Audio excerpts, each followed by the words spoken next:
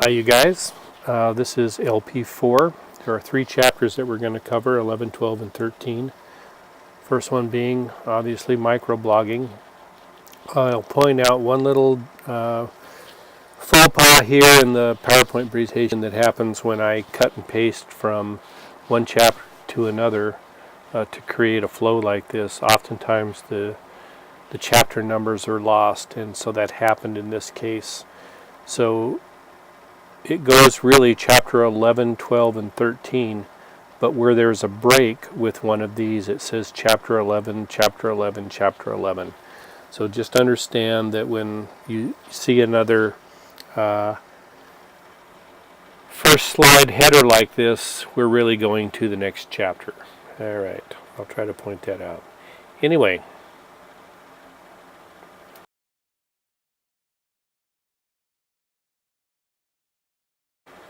the first one is on microblogging. What is a microblog? And really, it's just like a blog, but it's within another format, like Facebook or Twitter, something like that. And so this is where you get groups on Facebook, Twitter, or maybe even LinkedIn, but Facebook and Twitter, where they are sharing information about a particular item or product or something like that, much as what happened if you posted it in a separate website into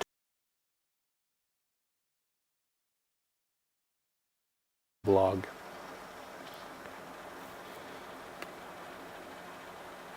And basically, what's intended to happen in these particular situations is for the group to share information as a group and or to start a discussion on a particular item and keep that going on over a period of time. It might be about a particular product or a particular political issue, something like that.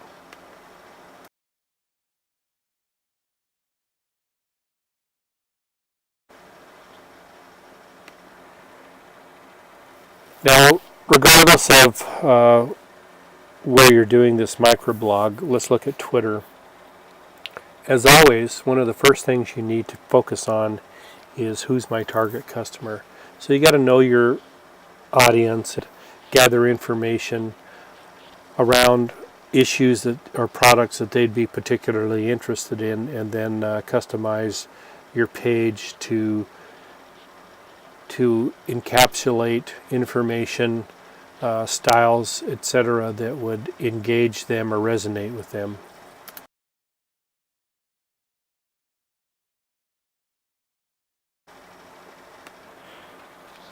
While your objective obviously is to have a mass following, as far as Twitter is concerned at least, unless you're a primary brand or a celebrity, it's kind of hard, I think, for most entities to use Twitter in this context as a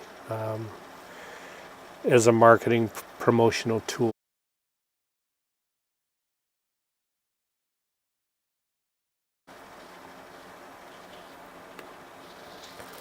Nonetheless, entities have been able to do it. You can make yourself into a celebrity through a Twitter channel, but sadly most of us are just normal people, and to use it for personal individual brand building is fairly difficult. On the other hand, to expand an existing personality, it's a pretty effective tool.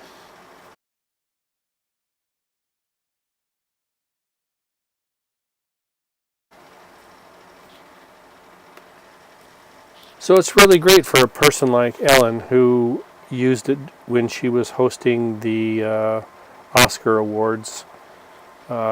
She promoted the Oscars in the moment, all the personalities that she was engaging in posting tweets to Twitter, and really it was a 2-hour promotion of the hardware that she was using, which I think at the time was Samsung, as I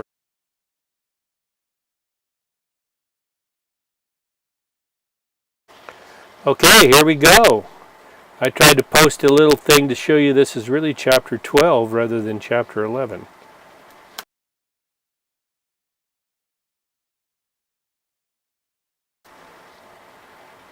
So we're talking about discussion boards primarily. So what's a discussion board?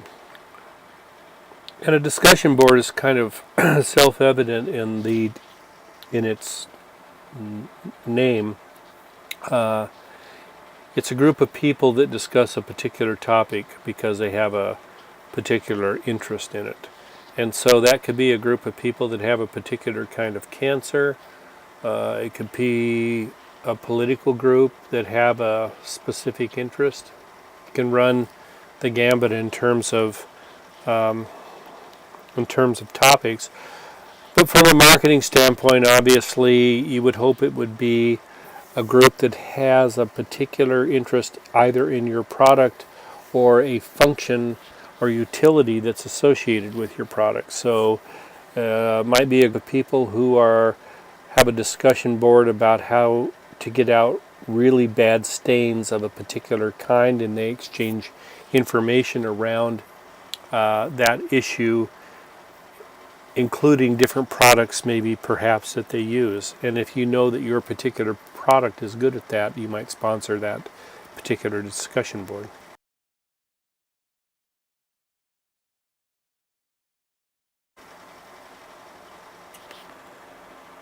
So it goes something like this. You have a group in different forums, threads, posts, etc. That construct a discussion over time.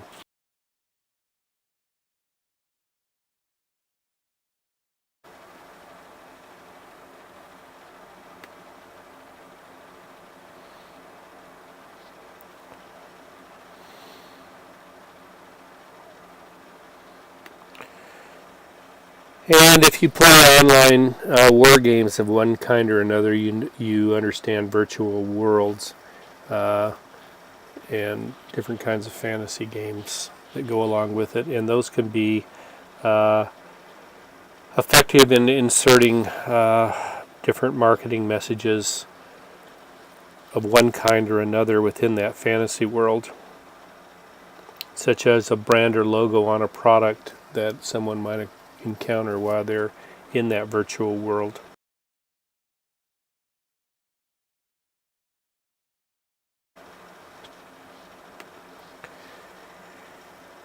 And the netiquette that goes with participating in a discussion board is a lot like a discussion thread within an LP in your guys' cases, or within a paper per se, which is stick to the topic, do some research to support your opinions or conclusions. If you don't offer any support, then it is just that. It's an opinion versus a conclusion. So a conclusion is an opinion that you've arrived at through research and that you can support with that research. Use good grammar, good English grammar, capitalization, etc.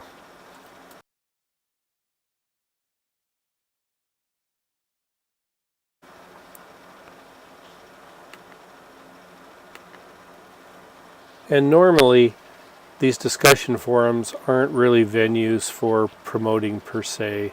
They're really, at least from the company's perspective and the participants' perspective, you can seed them with conversation around your particular product. You might have a ghost participator, for example. Going back to the example of removing stains, you might insert some comments, but for the most part, that would be if you're, quote, found out on sort of a foul of sorts.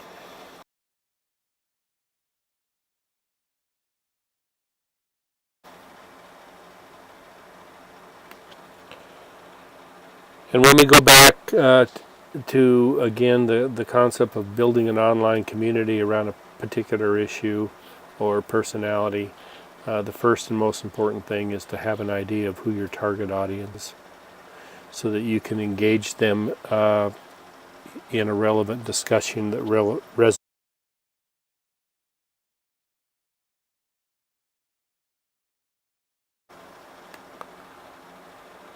Now, as a company that has marketing expectations from their participation or moderating of an online group around a particular topic or discussion group, there are some rules there. You want to keep it organized.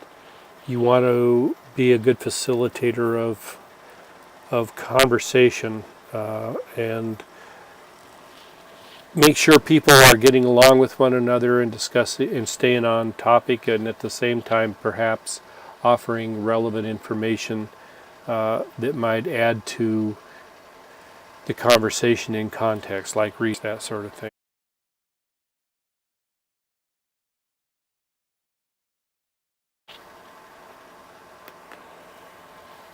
And one of the things as a brand or a product producer that you can get from these discussions groups, if you monitor them accordingly, is you can get some good ideas on how they're using particular products and or what kind of products, new products, there might be a demand for.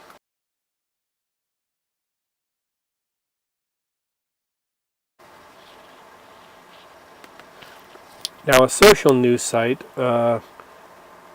might let users submit links to news stories and other web pages around a particular product or discussion topic. And so again, going back to, let's say, people that have a particular kind of cancer, a social news site might, a little bit like a blog, but it might talk about just news related to a particular product or issue.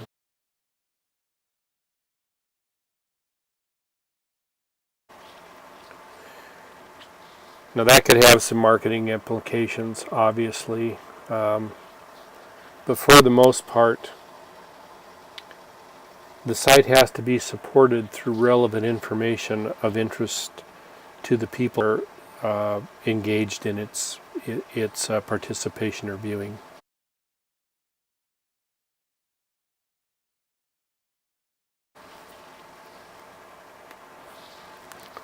In this context, then, if a social news site is going to be, if it's going to be successful over time, its title has to be engaging and be clear on what this thing is really about. So if it's about best quarterbacks in the NFL or best basketball players in the NBA or best guards in the NBA, whatever the case might be, it has to provide content relevant to that particular issue that the site is intended to promote.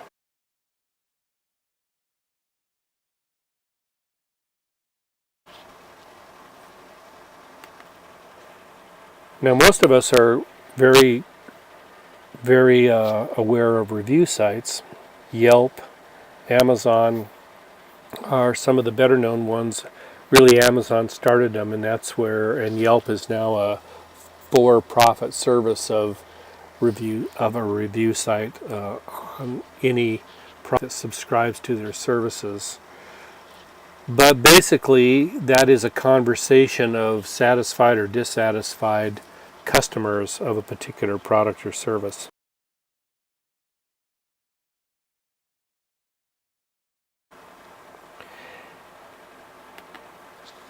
And of course, you can have Q&A in these sites, but normally these are not a good place to promote your product per se, but rather they're a good place to monitor and find out what are the issues with your particular business, your product or service, whatever the case may be.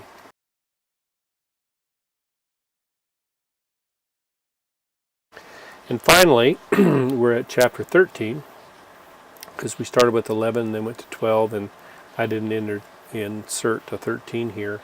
Mobile computing, which is probably one of the fastest and will continue to be over several years fastest growing venues for social marketing. that is happening at the moment.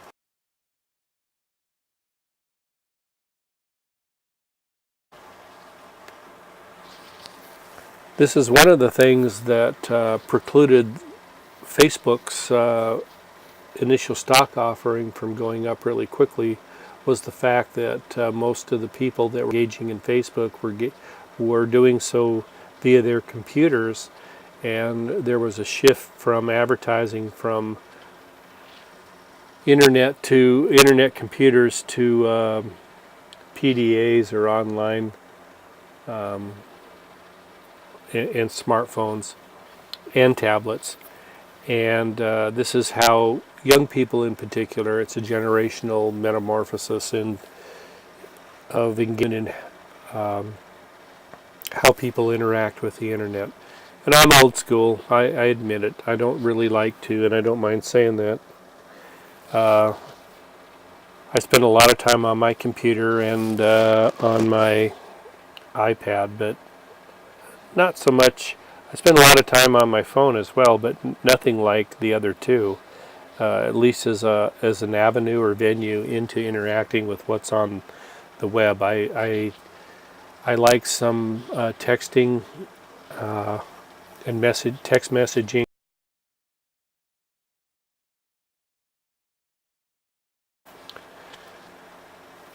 from certain very specific services that I interact with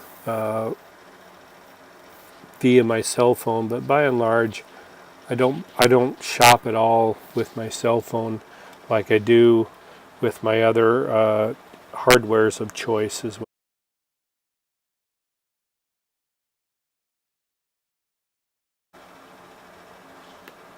But that's not the case with the younger generation, and social network games are one of the most popular ways for younger generations to interact, and are as a consequence extremely effective ways in social networking and social.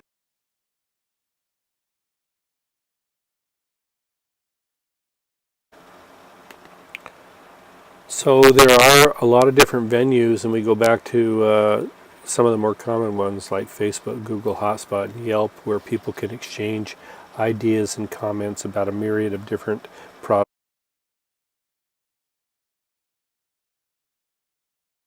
or ideas.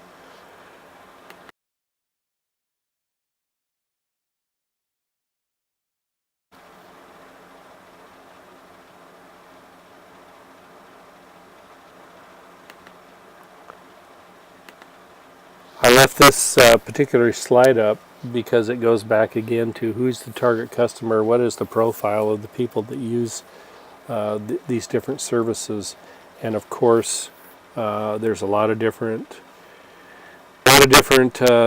user profiles because there's a lot of different options and there's a lot of different kinds of different users, obviously.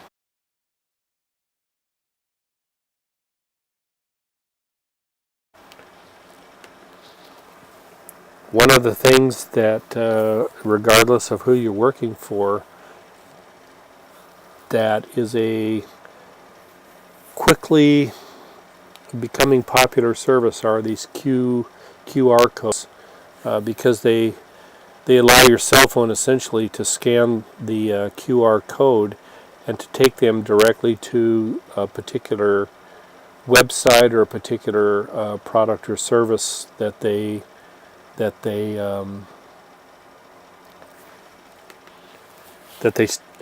stand for. So let's say that National American University would likely have its own QR code, and so if they run an ad, let's say a hard copy ad in a newspaper or magazine, they would put this QR code on there and you can scan it and it would take you directly to let's say their website. Could be the same thing with a location-based ad that you could see a hard copy of an ad, or you could see a QR code on their menu, or let's say on a poster in the window, and you could scan that and it would take you to more detailed information about that particular business. So it's really good for location marketing, really good for a quick shortcut to a more detailed place of added information like a website.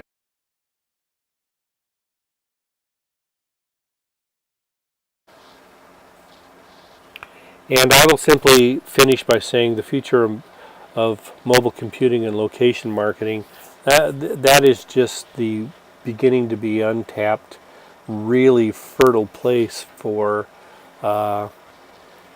mobile marketing and advertising, that you can that your cell phone can locate where you are and send you messages based on prior information or profiling of you individually about services that might be available for you within your vicinity. It could be a restaurant that resonates with you, your culinary, personal culinary preferences, or if you are a loyal customer and on the email list for, say, a Nordstrom's or a Macy's or anything, or a Cabela's, it wouldn't really matter, and you get close to a Cabela store, you could start to get individual promotions from that particular service or provider. Lots of things coming in that regard.